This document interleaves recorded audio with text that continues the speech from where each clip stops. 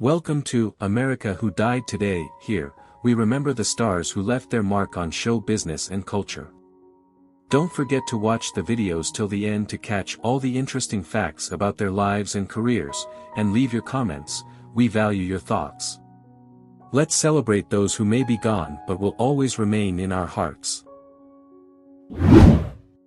Martin Eugene Mull, born on August 18, 1943, in Chicago, left a significant mark on American entertainment before his passing on June 27, 2024, at the age of 80.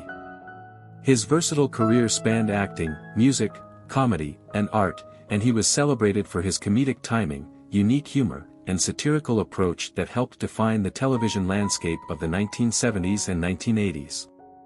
Mull grew up in Ohio and later in Connecticut, where he completed high school.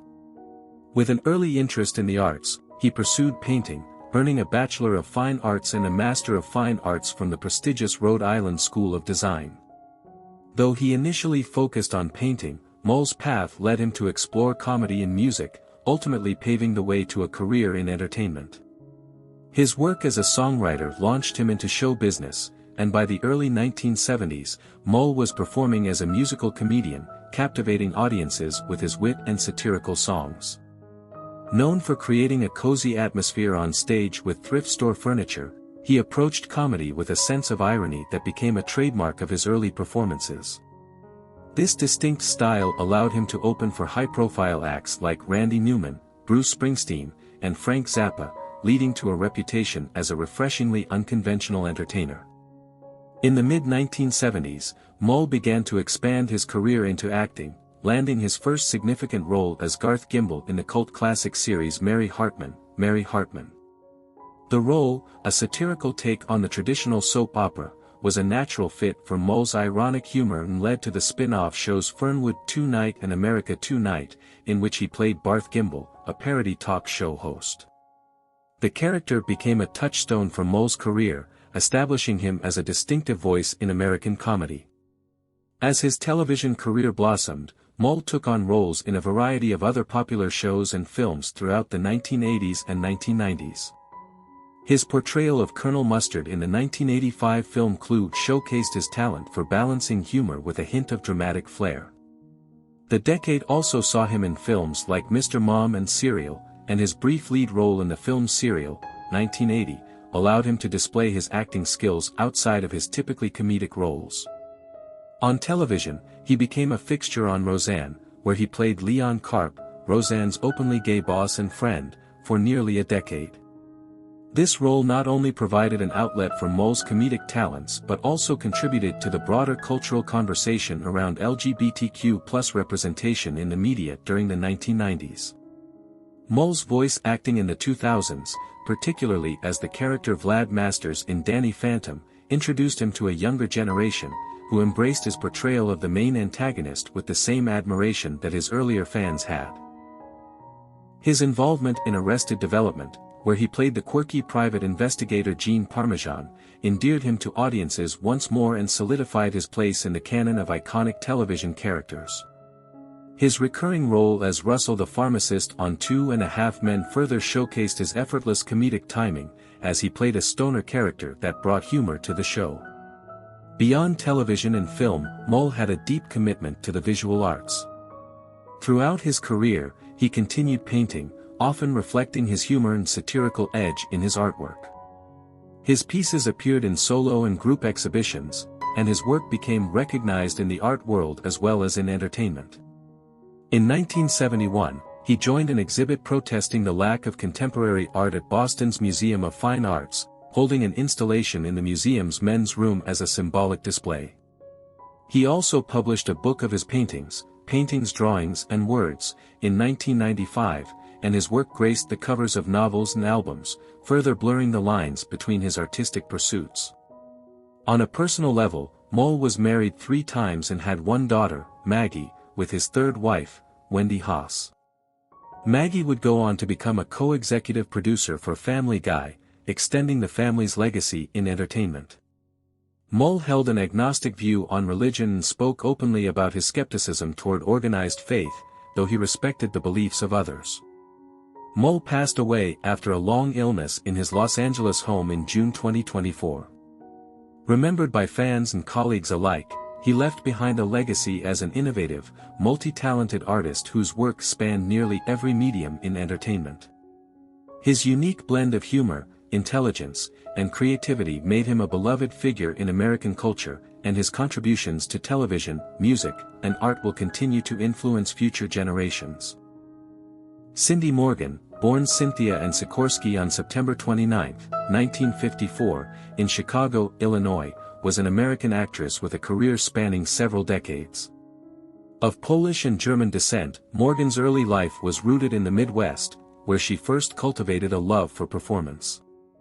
After high school, she pursued a career in broadcasting, beginning her journey in Rockford, Illinois, as a weather girl for a local TV station. She continued honing her broadcasting skills by working the overnight shift at a nearby rock radio station, which later led to a DJ position in Chicago on WSDM, a pioneering female-run radio station. However, Morgan left the station after a public on-air resignation due to a labor dispute, a bold move that demonstrated her willingness to stand up for her beliefs. Following her time in Chicago, Morgan briefly worked for Fiat Automobiles before relocating to Los Angeles in 1978 to pursue acting full-time. She quickly found success, securing commercial work, most notably as a spokesperson for Irish Spring Soap. Eager to expand her skills, Morgan attended acting classes and workshops, preparing herself for the roles that would define her career. Her big break came in 1980 with her role in the classic comedy Caddyshack, where she portrayed Lacey Underall, the alluring and confident love interest. Morgan's performance left an indelible mark on the film, with her captivating presence and memorable scenes securing her status as an iconic character in comedy film history. Reflecting on the role years later, she expressed gratitude for the opportunity, explaining that she initially approached the audition with a relaxed attitude since she thought the film would focus more on the caddies rather than her character. In 1982, Morgan took on another iconic role in Tron, Disney's pioneering computer-animated sci-fi film. In Tron, Morgan played dual roles, Lora, a computer programmer in the real world, and Yori, her digital alter ego within the computer universe. This film allowed Morgan to further explore her talents in a unique setting that blended live action and early CGI, marking her as a versatile actress capable of adapting to innovative cinematic techniques. Although she did not reprise her role in the 2010 sequel, Tron, Legacy, Morgan reunited with co-star Bruce Boxleitner for a promotional event where they appeared as their original characters. Morgan's career was marked by a variety of roles in television and film. She appeared in several popular TV shows during the 1980s, including Falcon Crest, where she played two different characters over separate seasons, and Matlock, where she similarly portrayed multiple roles in 2 episodes. Her television work included guest appearances on The Larry Sanders Show, Amazing Stories, Chips, and a co-starring role on Bring 'Em Back Alive. Morgan's versatility allowed her to seamlessly transition between different genres, from comedy and drama to science fiction, building a diverse portfolio over the years. In addition to her acting work, Morgan served as an associate producer for 5 films produced by Larry Estes. Her passion for storytelling extended beyond acting as she explored various aspects of film production, further demonstrating her commitment to the industry. In 2006, Morgan organized the Caddyshack Reunion Golf Tournament, an event that reunited the cast of Caddyshack and raised funds for the Illinois Military Family Relief Fund. Her father, a World War II veteran, instilled in her a deep respect for the military, and she used her platform to support military families, particularly those affected by the wars in Iraq and Afghanistan. In 2003, Morgan lent her voice to the character Ma 3A in the video game Tron 2.0, produced by Buena Vista Interactive. This role reconnected her with the Tron universe, allowing fans to experience her iconic character in a new format. Her return to voice acting showcased her versatility and dedication to her characters, endearing her further to a generation of fans who cherished her work in the original Tron. In her later years, Morgan continued to remain active in the entertainment community, occasionally appearing at fan conventions to discuss her roles in Caddyshack and Tron. She became a beloved figure at such events, engaging with longtime fans and sharing stories from her career.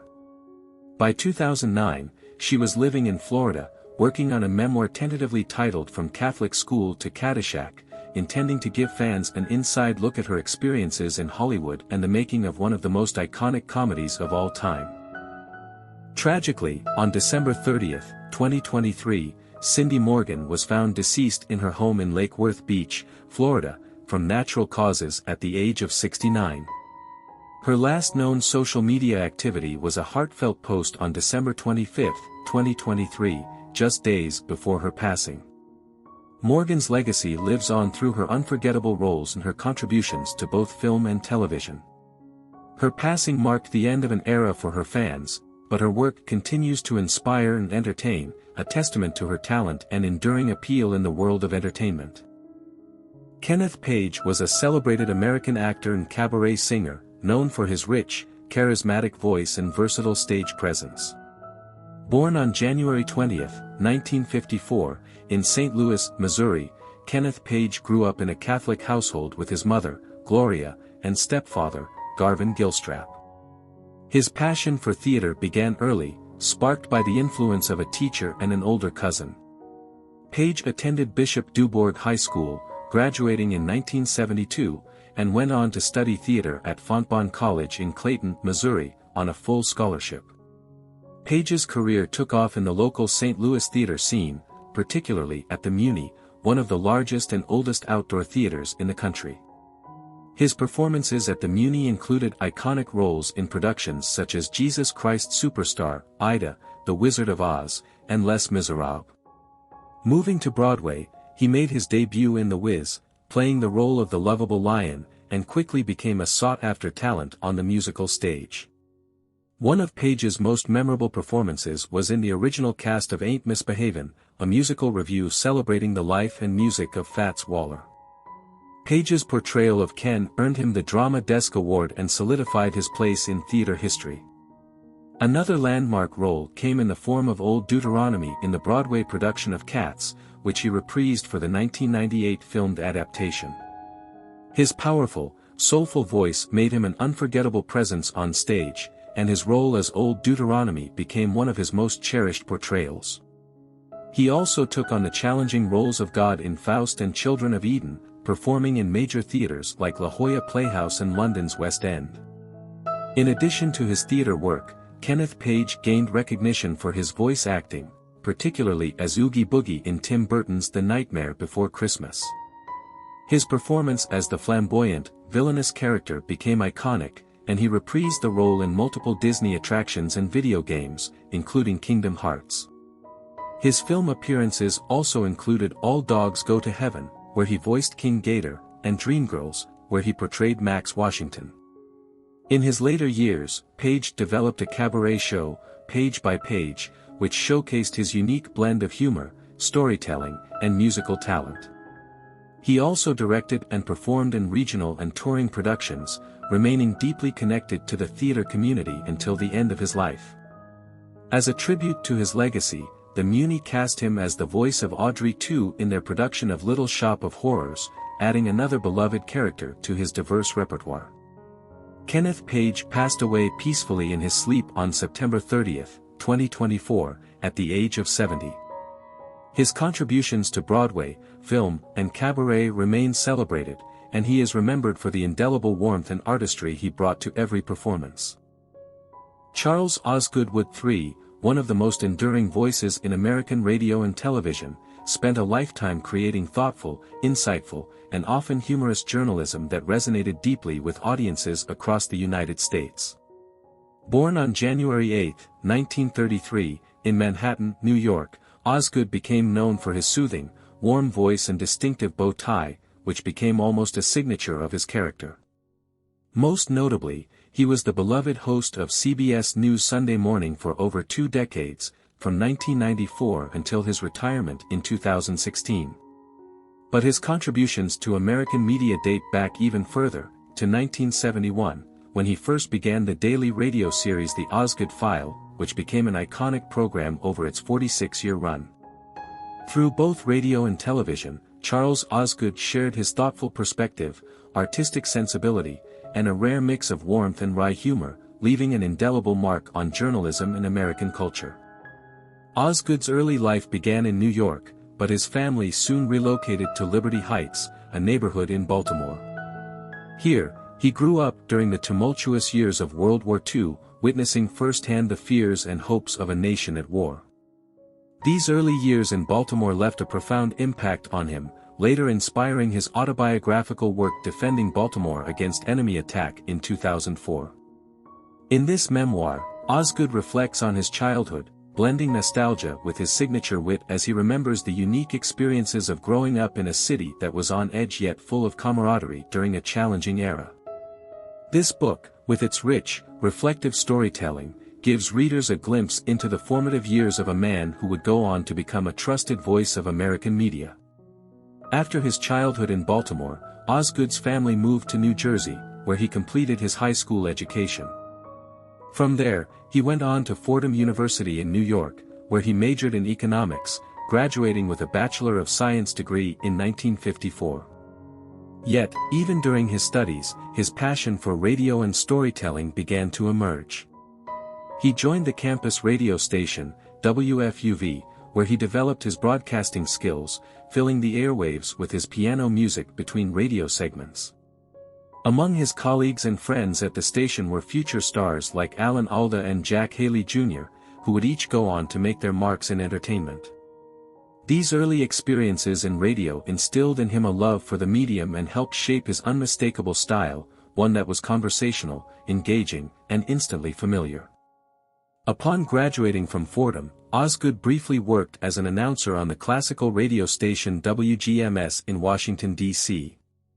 His radio career was put on hold, however, when he was drafted into the U.S. Army. Even in the military, Osgood found a way to keep his passion for broadcasting alive. He became an announcer for the United States Army Band, a unique role that allowed him to use his talents to bring joy and a sense of home to his fellow servicemen and women. In addition to announcing, he performed as a pianist and vocalist alongside the Army Band's choir.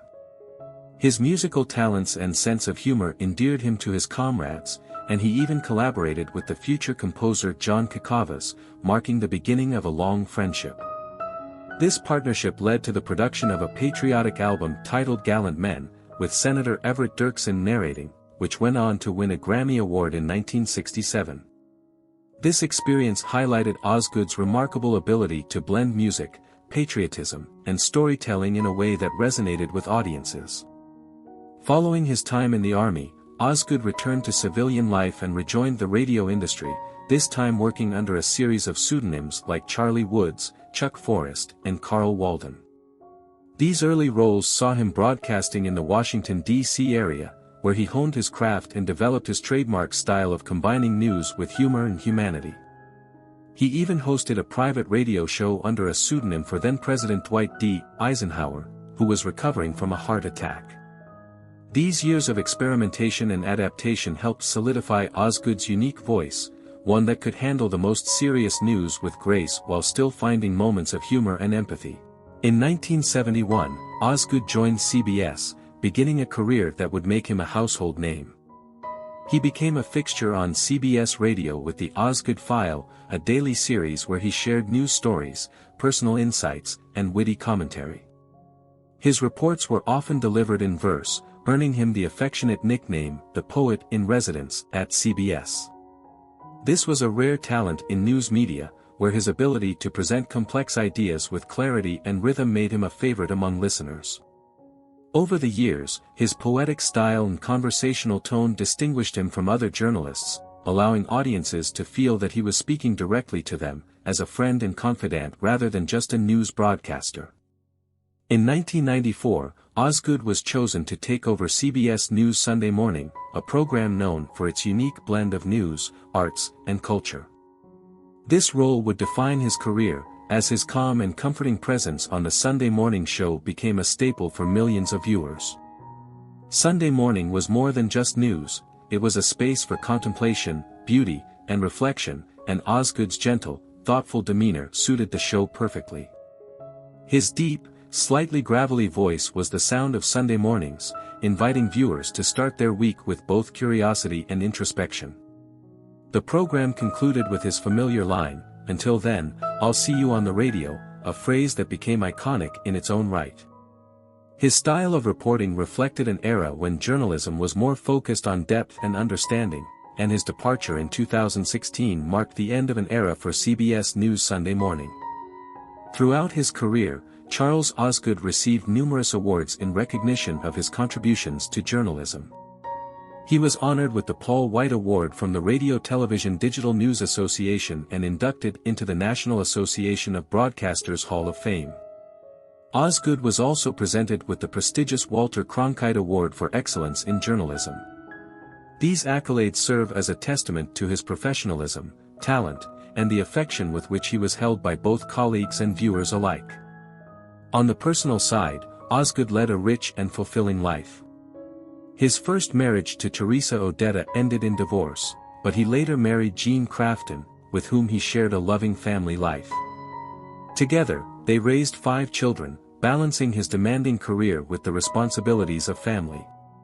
Despite his fame, Osgood remained a private person, rarely sharing details of his personal life in public. He was a dedicated family man who valued his time at home, and this groundedness endeared him to those who knew him personally. Osgood's impact on American journalism goes beyond just the accolades and awards. He was a storyteller at heart, someone who believed in the power of words to connect people and bring them closer together.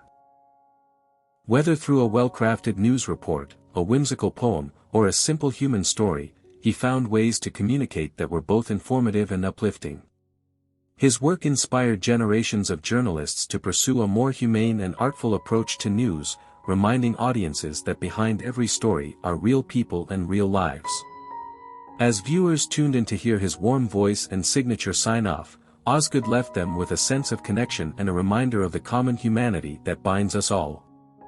Osgood died from complications of dementia at his home in Saddle River, New Jersey, on January 23, 2024, at age 91. CBS News Sunday Morning dedicated its full January 28, 2024, broadcast to celebrating Osgood's life and work. Thank you for watching this video.